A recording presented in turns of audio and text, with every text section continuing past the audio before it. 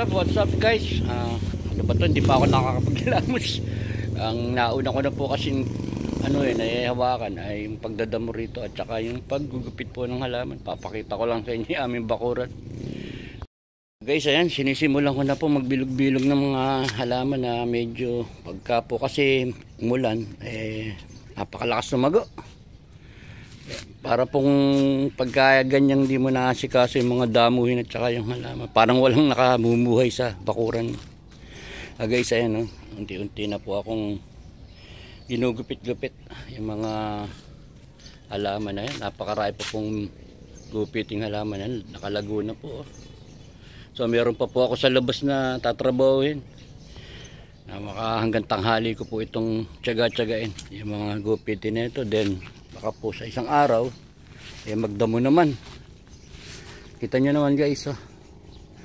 Guys, flex ko lang yung aming chiko na ito po drop. Na-video ko na po ito, pero kaganda po ngayon ng mga bulaklak. Ayan guys. So doon po sa bandang dulo namumunga na siya. So guys, papakinabangan na to ng pamilya. Sadya ko pong tinanim to. Ang bili ko dito dati is 500 pesos. Nilagay ko po rito para ang purpose may makakuha ang bunga and then maging lilim po dito sa bakuran. Guys, ayan yung bunga. Tapos namumulaklak pa po. May mga bunga pa pong maliliit yan.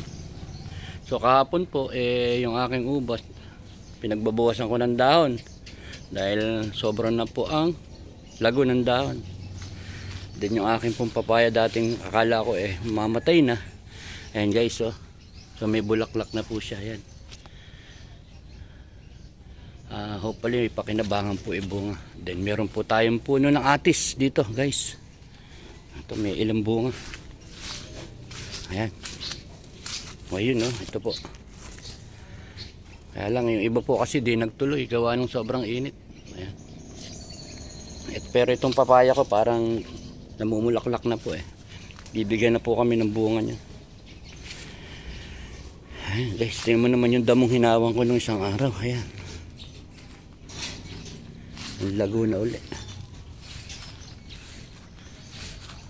guys. Maghahawan muna, magbibilog muna ulit ako ng halaman para makatapos. Ayan na, guys, ayan po at gupit ko na isa-isa itong ilang pirasong halaman dito. So lilinisin na lang po mamaya. Baka mamayang hapon na po kasi papainit na. Sana nga po hindi sumikat ang araw. Medyo maganda po ang panahon po ng lima yan. Ayun, meron pa po doon yung tatlong puno po ron na lagi kong binibilog. Guys, ayan Saka meron pa po ako dito sa labas. Papakita ko sa inyo. So, guys, ito yung aking halaman dito sa labas. Medyo malago na rin po ang damo. Ayan guys,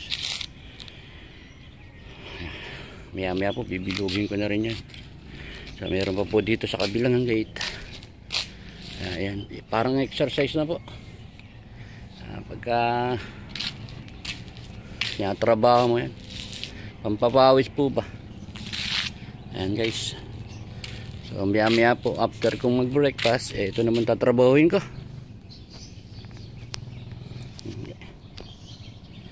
Ayan, lago rin po ng damo. Hawanin ko rin po Makikita ko po sa inyo mamaya yung pagka natapos na.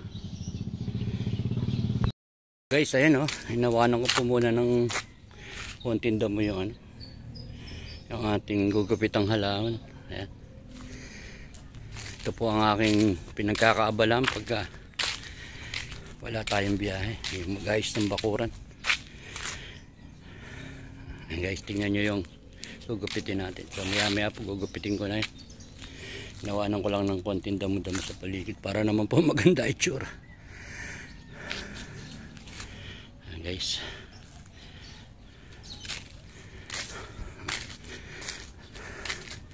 Guys, ayan tingnan mo naman yung dadamuhin ko. Ayan. Mga susunod na araw dadamuhin ko po uli yan. Para pampapawis guys. Ayan. Kotse po ng anak ko luma. Dito muna nilagak para wala po kasing parking doon sa kanila. Guys, ayan no. Nabilog na po natin yung halaman. So, atin pong lilinisin na lang yung ating pinaggupitan. So, sinagad ko na po kasi masyado ng malago. Ayan guys, andun din po sa kabila, ganyan na rin. Bilog-bilog na po natin. So, maganda-ganda na pong tingnan niya pag nalinis. Sabi ko nga po sa inyo, pagka hindi siya nagaganyan, parang walang namumuhay sa isang bahay. Guys, ang ating po naman tatrabahuin ngayon, linisin natin yung ating mga pinaggupitan para po luminis yung bakuran. Tingnan. At umaambo na nga po. Sadyang maano po ang panahon. Ayan, madilim. Guys, yan po ang aming munting bakuran. Siyempre, kailangan po nating namang asikasuhin. Ipiplex ko nga pala sa inyo guys yung number ng bahay namin. So makikita nyo rito. Ayan, yung dati ko pong mga kasama. Ayan po yung pangalan ko yan sa ika-4. Dati po akong kagawa dito, kaya meron dyan sa mga ganyang mga bahay-bahay. Proyekto po yan dati ng SK namin. So guys, ayan no, umuulan na.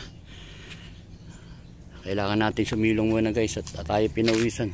So pwede naman po itong mamaya natin pag wala na yung ulan.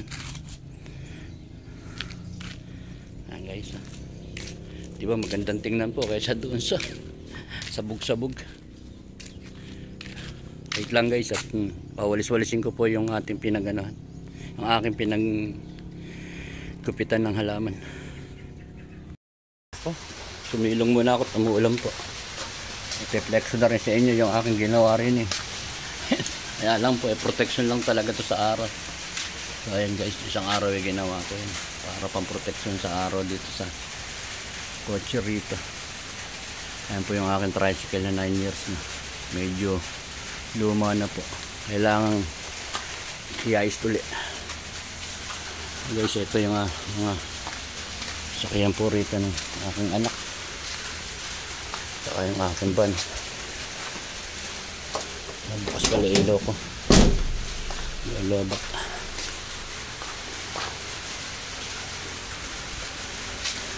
Yung aking van, no? Tapos ito po yung kotse ng anak kong nabili. Hyundai Ion, ang service.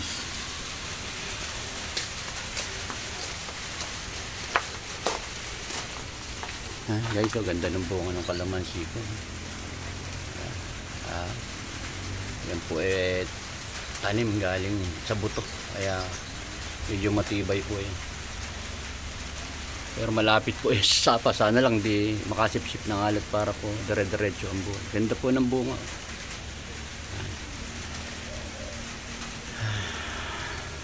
Yung mga tumutubo pa pong papaya dyan, ililipat ko na lang doon sa harapan para ito yung lugar ko pagka yung ginagawa yun. Left ko na rin po sa inyo yung bunga ng kamyas. So, kita nyo naman. Talaga mahilig po ako magtanim ng mga papakinabangan. Walang araw. Para po hindi ka na bumibili. Ayan, gaya yan.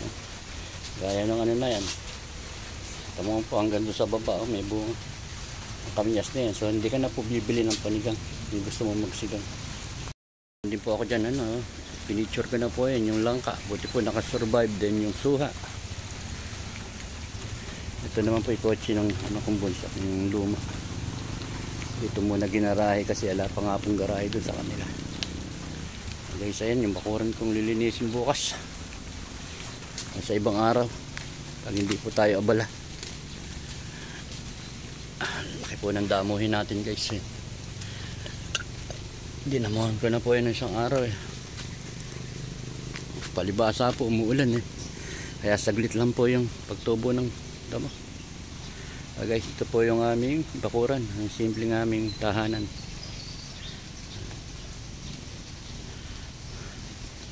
Ito po yung doyan na pahingahan ko pagka nag-iisip-isip ako kung paano po ako magkakaisip. Yung mga ilang pong halaman diyan gaya niyan, manawag ka Esther, po itong mga halaman kung ano-ano rin. Panahon pa po nung ako'y bumibiyahe sa Laguna.